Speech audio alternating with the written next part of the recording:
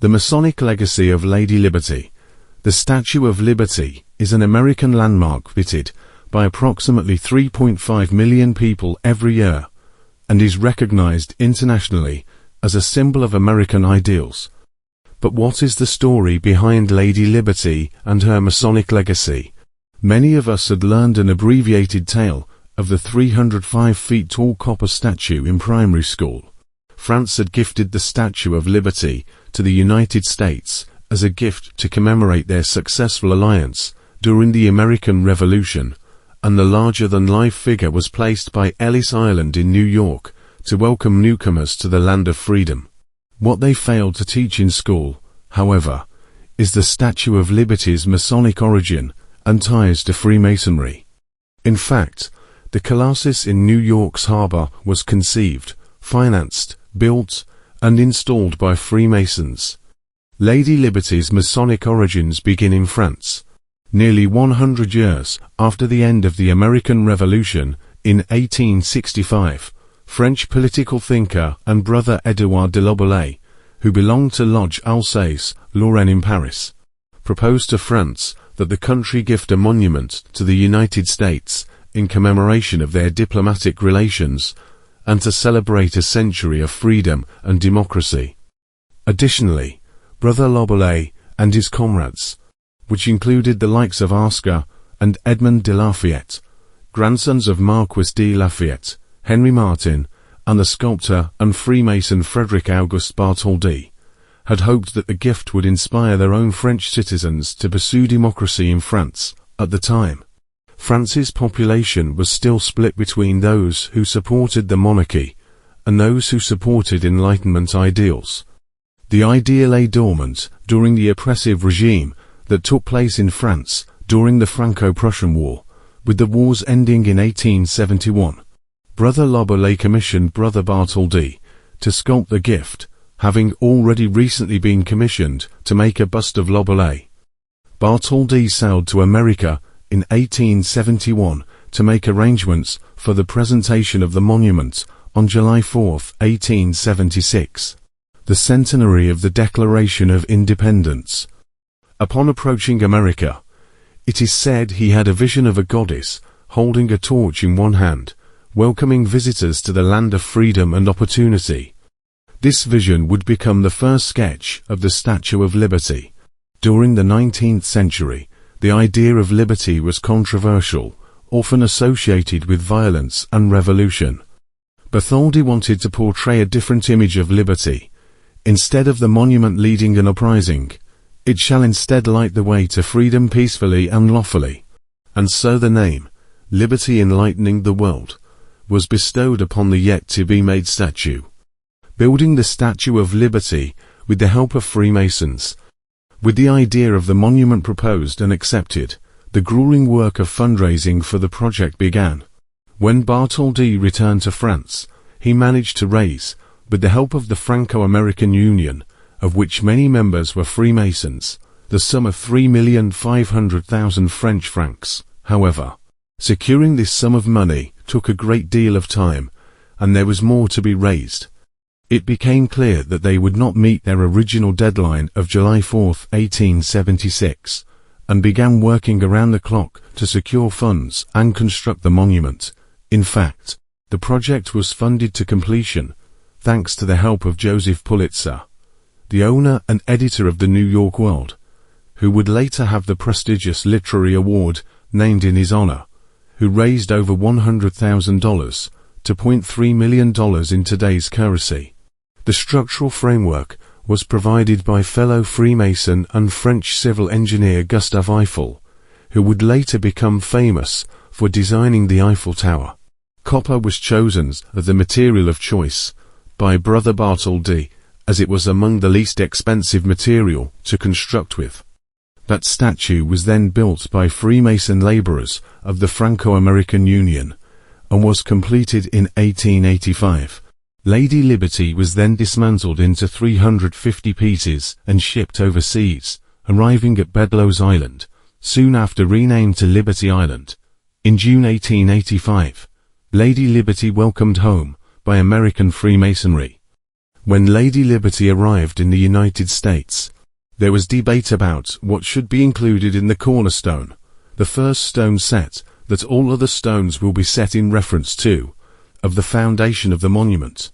It had been an American tradition to have the cornerstone of major public and private buildings and monuments ceremoniously placed with symbolic meaning. There has since brother, George Washington, in 1793, had personally laid the cornerstone of the Capitol with the assistance of the Grand Lodge of Maryland. As such, Chairman William M. Evarts of the American Committee contacted the Grand Lodge of Free and accepted Masons of the state of New York and requested a Masonic ceremony appropriate to the occasion. The items chosen for the cornerstone of the Statue of Liberty, which were placed in a time capsule below the cornerstone, included a copy of the United States Constitution, George Washington's farewell address, 20 bronze medals of presidents up through Chester Arthur, including Washington, Monroe, Jackson, Polk, Buchanan, Johnson and Garfield, who were all Freemasons, copies of New York City newspapers, a portrait of Bartholdi, a copy of Poem on Liberty by E.R. Johns, and a list on parchment of the Grand Lodge officers. When the cornerstone for the Statue of Liberty was laid, elements of a traditional Masonic ceremony were observed. A Grand Master provided a few words, and the cornerstone was found to be square, level and plumb. The Grand Master applied the mortar, and had the stone lowered into place. He then struck the stone 3 times, and declared it duly laid. Then the elements of consecration were presented, corn, wine, and oil. The remaining pieces of Lady Liberty were finally placed, and the monument was dedicated on October 28, 1886. President Grover Cleveland presided over the ceremony, and Brother Henry Potter, Episcopal Bishop of New York, gave the invocation. Brother Bartholdi pulled the tricolor French flag off the statue's face. The main address was given by Freemason Chauncey M. Depew, who was also a United States Senator. Freemasonry and the Statue of Liberty today. Today, the Statue of Liberty still stands tall in New York Harbor as an international symbol of democracy. The close ties between the Statue of Liberty and Freemasonry may come as a surprise to many due to the secretive nature of Freemasonry in America's early history. Masons, at this time, took great pride in ensuring that their order stayed private and was not known to the outside world.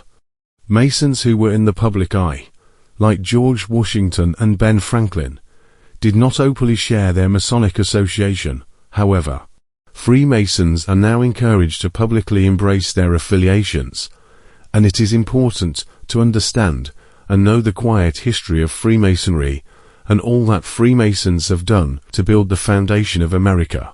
The Sumerian goddess Inanna evolved through cultural exchange and religious syncretism into several later deities across the Near East and Mediterranean. In Akkadian and Babylonian culture, she was known as Ishtar.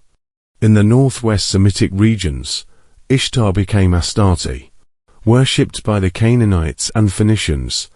In the 19th century, Ernest Renan excavated the ruins of Wamin between Tyre and Oka and discovered 2 Phoenician inscriptions dedicated to a sun deity called Wamin.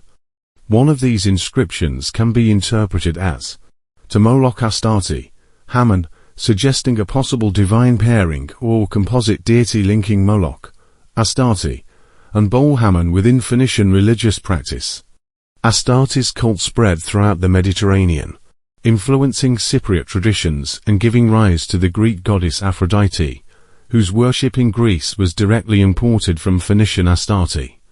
Astarte was identified with the planet Venus as the evening star, symbolizing the union of the sexes and the balance of masculine and feminine forces. In Greco-Roman times, her qualities and worship were syncretized with those of the Greek goddess Aphrodite Urania. The Romans adopted Aphrodite as Venus. In astronomy and symbolism, Venus, both the goddess and the planet, appears as the morning star and the evening star. In this symbolic tradition, especially as the evening star, Venus is linked to older traditions of goddesses like Astarte, maintaining a continuous cultural connection. Lucifer, Latin for light bearer, is another name for Venus as the evening star, embodying illumination and the interplay of attraction and unity. In a symbolic or metaphorical sense, light bearer can also be interpreted as mother who bears a child of light. Through Greek adaptation, Astarte's traits merged with those of Artemis, making Artemis a cultural counterpart to Astarte. Diana, the Roman equivalent of Artemis, inherited these associations when the Romans adopted Greek mythology. In ancient Greece, Artemis was also worshipped under the epithet 𝗖𝘆𝗰𝗲𝗶𝗴𝗲, meaning freedom, whose Roman counterpart is libertas. Hecate, a Greek goddess of magic and the underworld, was closely identified with Diana and Artemis in the Roman era. She was syncretized with Isis in Hellenistic Egypt, and Isis herself was equated with Inanna and Astarte. The Statue of Liberty in New York Harbor, modeled on Libertas, thus continues an iconographic and symbolic tradition that began with Inanna thousands of years ago, evolving through Ishtar, Astarte, Isis, Hecate, Artemis, Diana, 𝗖𝘆𝗰𝗲𝗶𝗴𝗲, and Libertas as embodiments of divine feminine power.